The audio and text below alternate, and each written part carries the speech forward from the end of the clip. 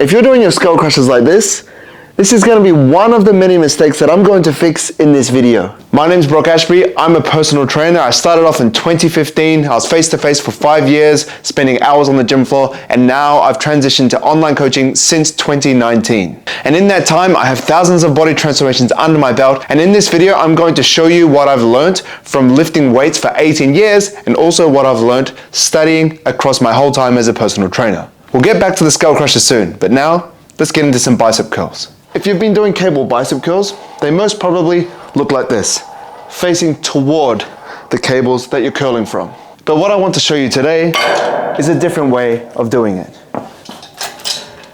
Facing outwards. And the beauty of facing outwards is it changes the resistance profile of the bicep curl. So instead of it being hard in the middle of the rep, which most bicep curls are, standing dumbbell bicep curl, barbell bicep curl, cable bicep curl facing in, we face out and it makes it harder toward the bottom of the rep instead of the middle. It's really easy at the top, and as it gets lower, it gets harder. So this is making it harder in the lengthened position. And a lot of people on YouTube like to wank on about how this is the most superior way to do any sort of exercise, to prioritize the lengthened position being the hardest. But to be honest, if you're training close to failure, whether it's hardest in the shortened position, middle position, or the bottom lengthened position, I don't think it really matters. As long as you're training close to failure, it's good to give yourself some variety and make it hard in different places for different exercises. But if you've been facing in the entire time, this is going to be a novel stimulus because you haven't done it. So I'd recommend switching straight to this if you haven't done it before. And also, if you have this in your tool belt, now you can face in or face out depending on what you want to focus on. Now let's talk about your elbows when you're curling. A common mistake that people have when they're doing bicep curls is moving their elbows forward when they're curling and getting their shoulders involved, and then putting their shoulders back to the starting position. What we ideally want to do to isolate the bicep is keep our elbows still. And what I like to imagine is my elbows being up against the wall and not being able to leave them. So for example, I almost think of driving my elbows back as I curl to really isolate my biceps and make sure that I'm not using the front of my shoulder to lift the weight near the top of the rep. If you aren't doing this when you're curling, you probably have to decrease the weight that you're lifting because it's much harder when you just isolate your biceps and don't use your shoulders to get it to the top of the rep. See, this is the way I recommend doing it, and this is how most people will do it, is kind of scoop forward. That's much easier for me to do than if I do it right and keep my elbows still. Whoa. While I'm sitting here for the incline dumbbell bicep curl, we may as well talk about doing bicep curls with your arms behind your torso, in line with your torso, and in front of your torso, and what it means. There are many ways to do bicep curls, but there are 3 particular ways that we like to look at doing curls, and then there are ways that I like to program them throughout the week if your goal is to build your biceps. Now, if I was going to do the incline dumbbell bicep curl, which I just did, my arms are behind my torso, which means the biceps are going to be hardest at the bottom of the rep, which is making it harder in the lengthened position. When the biceps are lengthened at the bottom, to get them out of that bottom part is really hard, and then as I get towards the top of the rep, it becomes much easier. So this resistance profile is more of a lengthened bias. But if I change to a standard bicep curl where I sit up straight, it's going to change that. Now if I do a bicep curl like this, it's hardest here at the middle of the rep. So the resistance profile is more of a mid-rep bias, somewhere in the middle, as opposed to being a lengthened bias or a shortened bias. This isn't better or worse in my opinion. I think it's just fine. Now the last variation is to do a bicep curl with my arms in front of my torso like this dumbbell spider curl. It's relatively easy at the bottom, gets harder towards the middle, and at the top, oh, it's the hardest.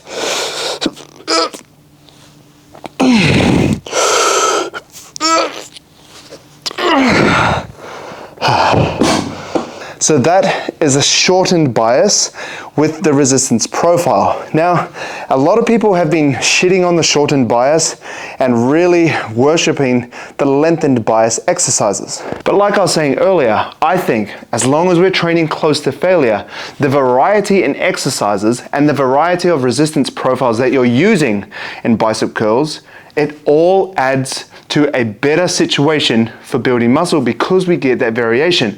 Obviously not too much variation, but for example, if you're training arms 3 times per week and Monday you do a curl where your arms are behind your torso, Wednesday you're doing curls where your arms are in line with your torso, and on Friday you're doing curls with your arms in front of your torso, I think as long as you're training close to failure, that's going to be a great way to maximize hypertrophy for your biceps. Now with the overhead cable tricep extension, I see a lot of people screwing this up, and I was screwing it up for years until about 2 or 3 years ago.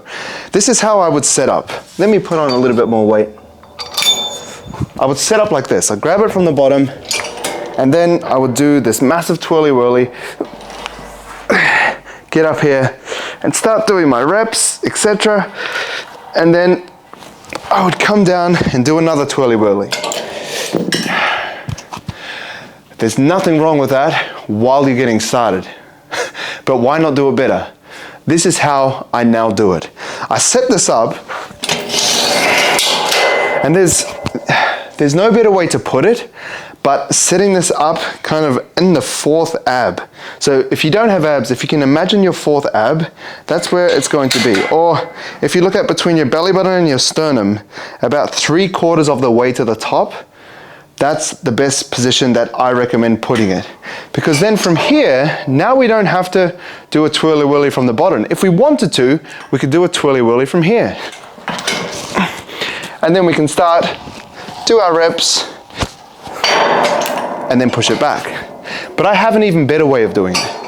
What I do is I actually do a squat underneath and then just stand up. It looks like this. I get underneath, so I haven't risked anything so far. I get into position, and then all I do is stand up. And if you set this at the right height, then all you do is go, you do your reps,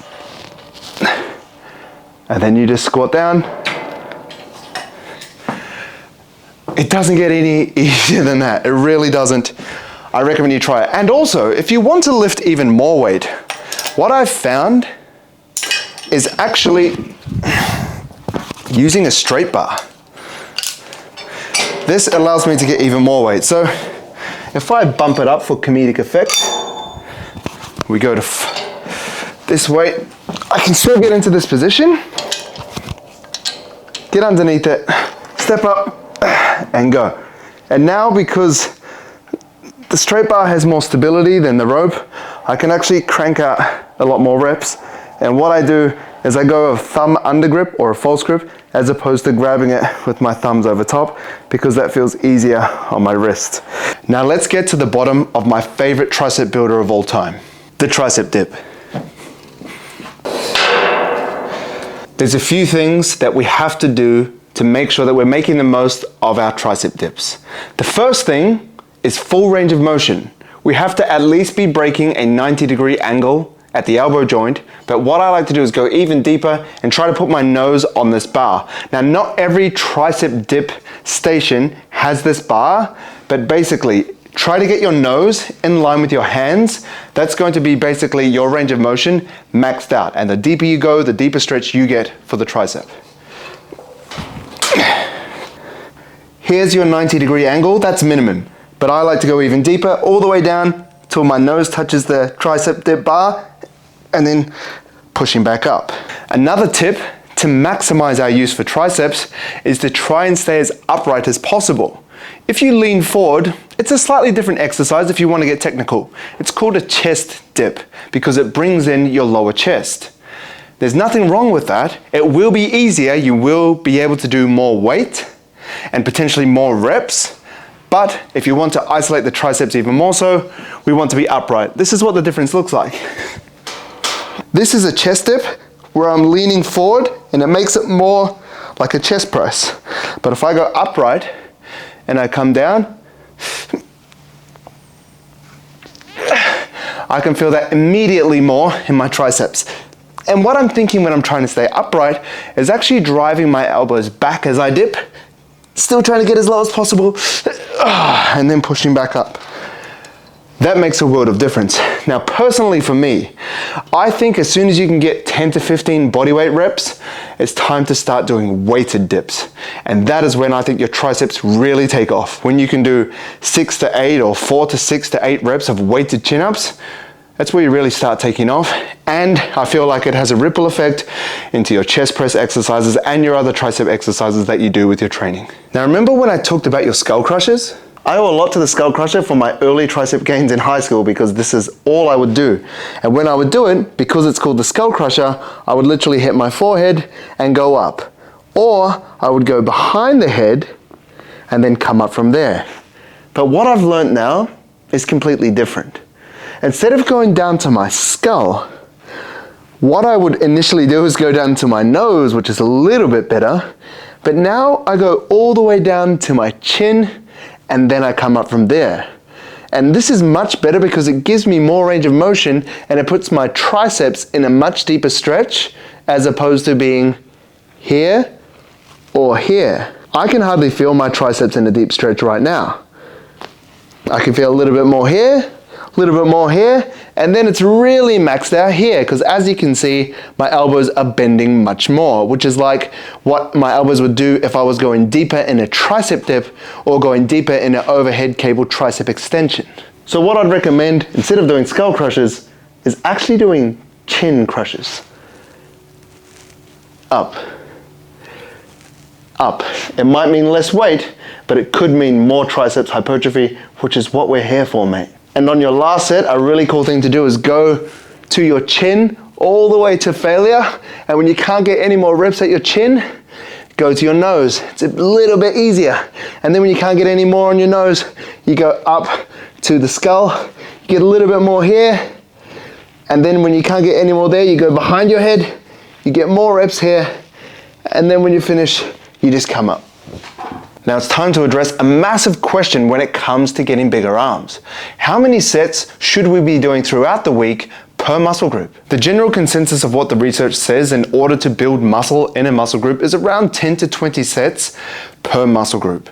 So with that information, you might be going, well, I should be doing maybe 10 to 20 sets of biceps and 10 to 20 sets of triceps throughout the week, and that'll help me grow my biceps and triceps.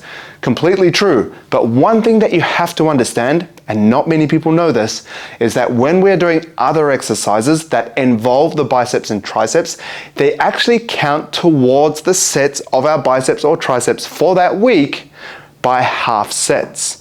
For example, if I'm doing a pendlay row on back day and I'm doing 4 sets of 8, I can count that as 2 sets of biceps toward my overall bicep training volume for the week. Just like if I was doing a bench press, 4 sets of 8. Once again, I can count that as 2 sets for my triceps, for my training volume of triceps for the week. So don't forget to count that, because if you have a push day where you do bench press, dumbbell chest press, and then tricep dips, these are all tricep exercises. Like if you do 4 sets, 4 sets, 4 sets, that's 2 and 2, and then another 4. So you have done actually 8 sets for your triceps that day. And then on your upper day, if you have an incline dumbbell chest press exercise for 4 sets, and then let's say overhead cable tricep pushdowns for 4 sets, you have another 6. So that's 14 sets of triceps for the week. It really does help you to understand how much triceps you're actually training throughout the week when you think like this. And the same goes for your biceps as well. If you like this arm day hack video, I also made another hack video of what to do on pull day and what I've learned from lifting for 18 years and also being a personal trainer for 10 years.